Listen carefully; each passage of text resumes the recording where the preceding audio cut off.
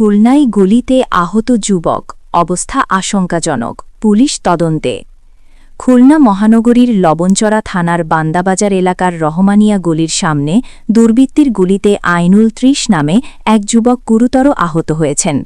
বুধবার ১৮ ফেব্রুয়ারি রাত আনুমানিক ৮টার দিকে এ ঘটনা ঘটে। আহত আইনুল লবণচড়া থানার ভূতেরাড্ডা পার্ক এলাকার বাসিন্দা আলমগীরের ছেলে। গুলিবিদ্ধ অবস্থায় তাকে উদ্ধার করে খুলনা মেডিকেল কলেজ হাসপাতালে ভর্তি করা হয়েছে। বর্তমানে তিনি সেখানে চিকিৎসাধীন আছেন। পুলিশ ও স্থানীয় সূত্রে জানা যায়, ঘটনার সময় আইনুল রহমানিয়া গলির সামনে দাঁড়িয়েছিলেন। এই সময় অজ্ঞাত কয়েকজন দুর্বৃত্ত হঠাৎ তাকে লক্ষ্য করে পরপর ২ রাউন্ড গুলি চালায়।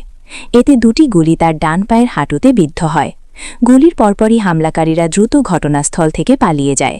স্থানীয় লোকজন গুলির শব্দ শুনে দ্রুত ঘটনাস্থলে গিয়ে রক্তাক্ত অবস্থায় আইনুলকে উদ্ধার করেন এবং চিকিৎসার জন্য খুলনা মেডিকেল কলেজ হাসপাতালে নিয়ে যান। গুলিবিদ্ধ আইনুলের শরীরে ব্যাপক রক্তক্ষরণ হয়েছে এবং তার অবস্থা আশঙ্কাজনক। হামলার ঘটনাকে কেন্দ্র করে আশপাশের সিসিটিভি ফুটেজ সংগ্রহ করা হচ্ছে এবং জড়িতদের শনাক্তে কাজ চলছে। সংশ্লিষ্টদের গ্রেফতারে পুলিশ ইতোমধ্যে অভিযান শুরু করেছে। তবে হামলার কারণ ও হামলাকারীদের পরিচয় এখনও নিশ্চিত হওয়া যায়নি।